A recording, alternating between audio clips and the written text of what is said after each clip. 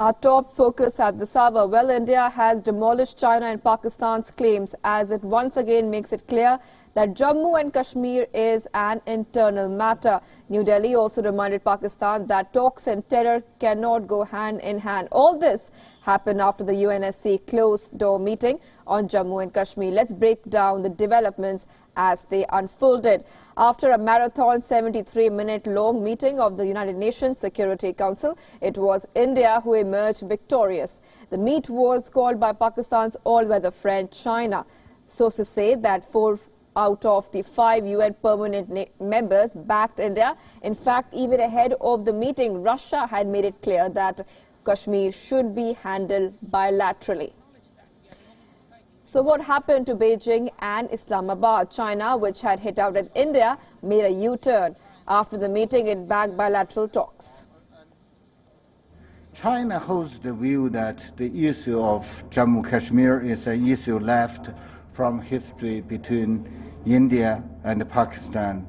According to relevant Security Council resolutions, the status of Kashmir is undecided and it's internationally recognized dispute.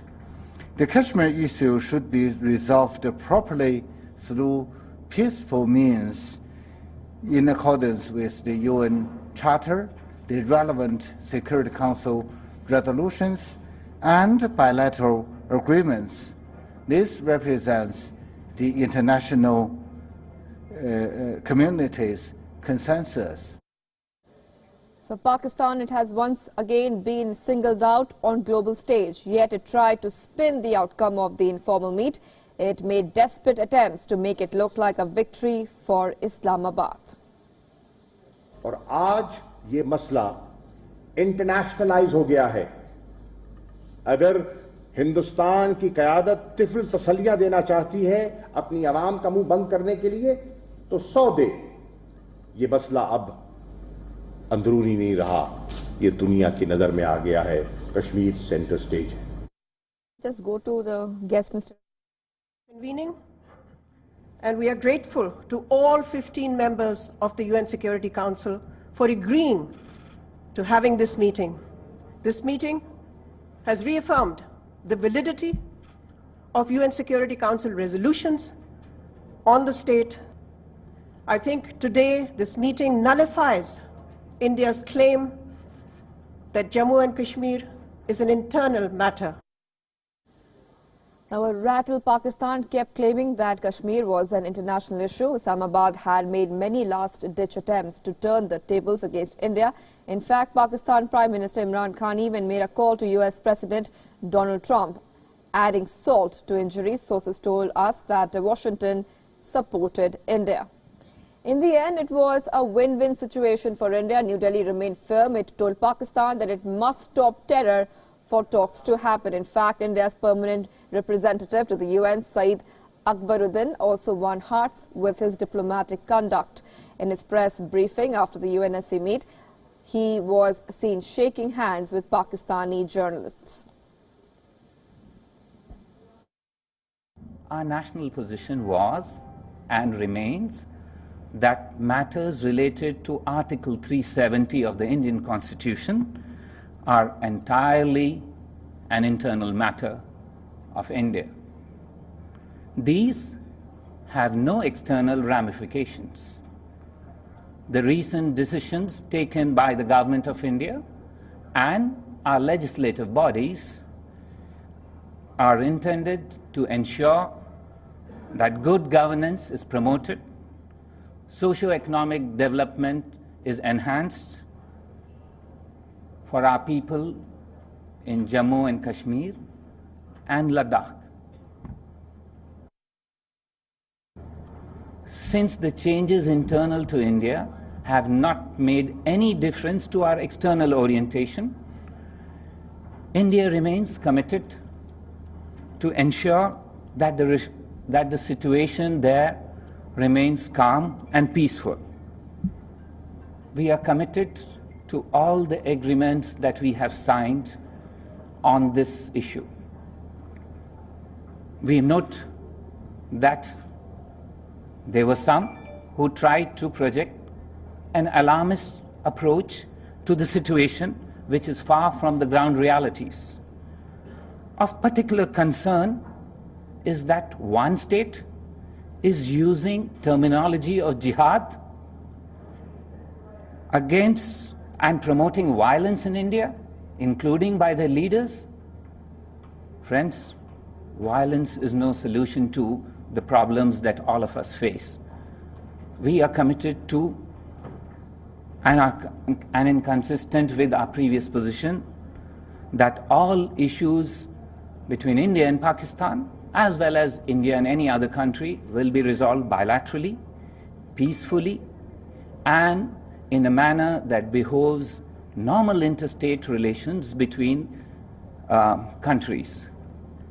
We are saddened that terrorism is being fueled, language and incendiary talk of jihad is being mentioned by people who should know better.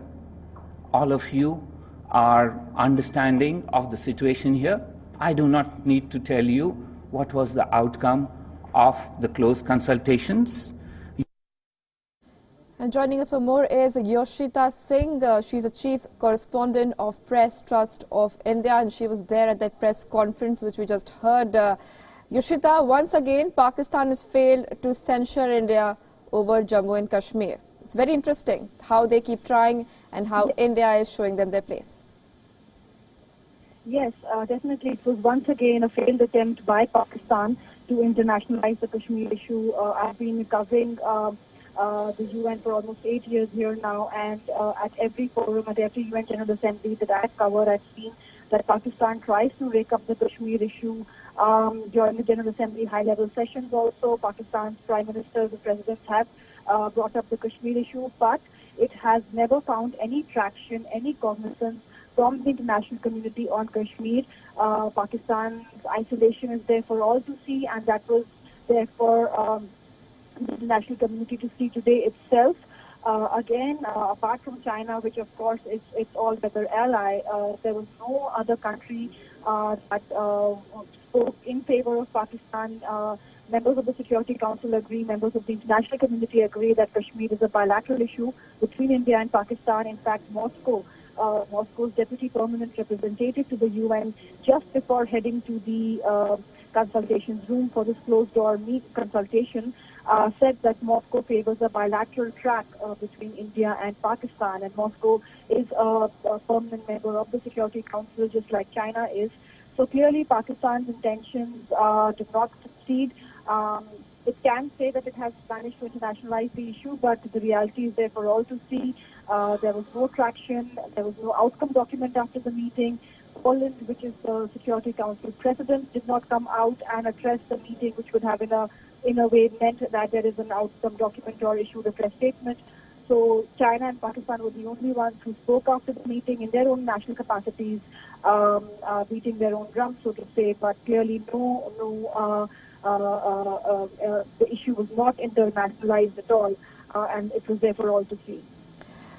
Yoshita, you were there at the press conference of India's permanent representative at the UN, Akbaruddin's press conference, and something very interesting happened. He turned the tables at the Pakistani scribes which were there. Tell us about that, how he handled the press conference with humor, dignity, and in a very informal way, but he also got his message across to Pakistan.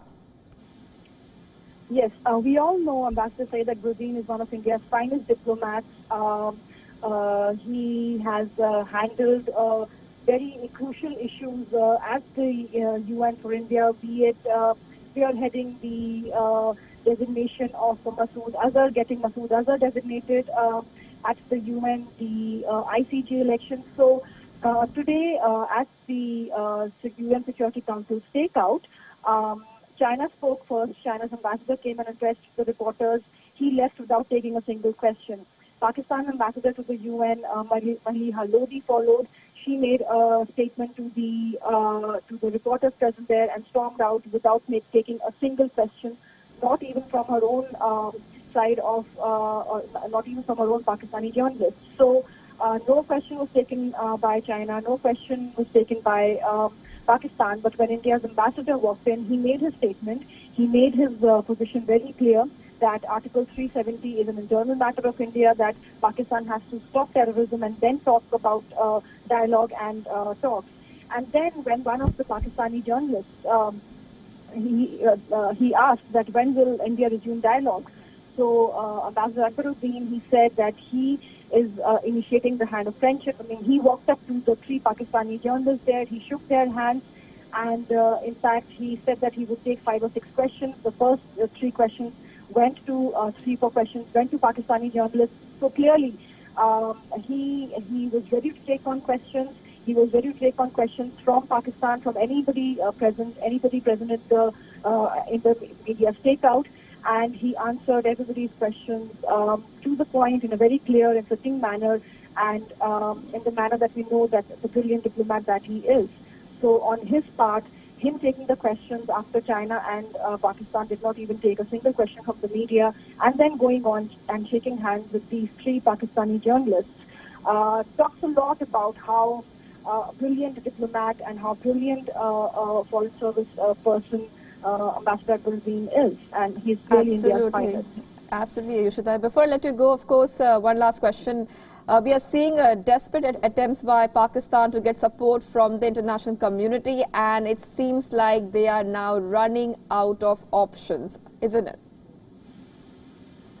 Right, they are. I mean, for them to have this close consultations, which they are shouting from the rooftops that they have managed to internationalize the Kashmir issue. It was an informal close consultation. It did not even happen in the Security Council chamber, in the main Security Council chamber. It happened in a separate Security Council consultations room. Pakistan and India were not even present in during the consultation. Pakistan had requested that a representative of Pakistan be allowed to be present inside the consultation room when the consultations are going on. Obviously, that was also not allowed. Pakistan was not inside the room. And so everything leading up to this was Pakistan's intention.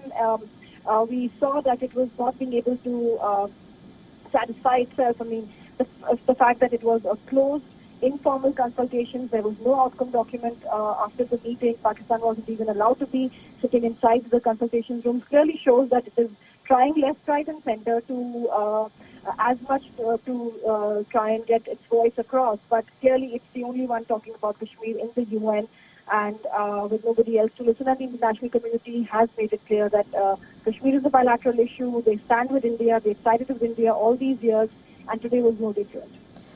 Right. Thank you for joining us there. That was Yoshita Singh. She's a chief correspondent with the Press Trust of India. Now I would like to go across to my colleague Siddhant Sibil, principal diplomatic correspondent, joining us live on the phone line. Siddhant, interestingly, Pakistan's all-weather ally, China, did a U-turn. Well, by and large, it was China-sponsored, and basically what we saw were consultations, not a full-fledged meeting. And what Pakistan wanted an emergency session of the United Nations Security Council, that did not happen. So clearly a diplomatic failure for Pakistan, and we have seen it's been almost 11 days or 12 days since the Indian government's decision to remove the special status for Jammu and Kashmir. Pakistan has been going to world capitals. The Pakistani foreign minister went to Beijing. He met the Chinese foreign minister, but there has been no traction globally as well. In fact, the Muslim world, where Pakistan considers to have a moral standing, that the Muslim world is very keen to listen to Pakistan, nobody has come out with a strong statement. It has been by and large muted situation. In fact, 2 members of the Organization of Islamic Cooperation, UAE and Maldives, have come out with a statement saying it's India's own internal matter. In fact, Maldives said that India has the full right to amend all the laws under its jurisdiction, and UAE said that it will help promote socio-economic development of that part of India. So by and large, Pakistan stands isolated, and this is primarily because of, for decades and decades, what Pakistan has been doing is to promote terrorism, and Pakistan is now associated with terrorism rather than talking sense. So a kind of a nuisance in international community, and usually nuisances don't get all the traction which they are trying to have, and that is why what we saw was not outcome of just single day, it was an outcome of good committed, patient diplomacy from India for many days. And of course we saw how Indian envoy Syed Akbaruddin was at his best. He was India's man Friday, and we saw how earlier also a major victory at the United Nations, where is to make sure that there are judges at the Indian at the international court, Indian judges at the international court, or yesterday's victory to thwart the Chinese and Pakistani attempt. It is India's envoy at the United Nations. And of course, we saw the differences as well, why the Pakistani and the Chinese envoys made their statement and left, how Indian envoy was keen to engage the media. In fact, he started his questions by taking 3 questions from Pakistani journalists. So by and large, a strong message has been sent by New Delhi, not from India but from New York to the world capitals, that it's India's internal matter, and of course Pakistan facing the flag. Right, indeed, Siddhant, a strong message has indeed been sent to Pakistan. Thank you for joining us here.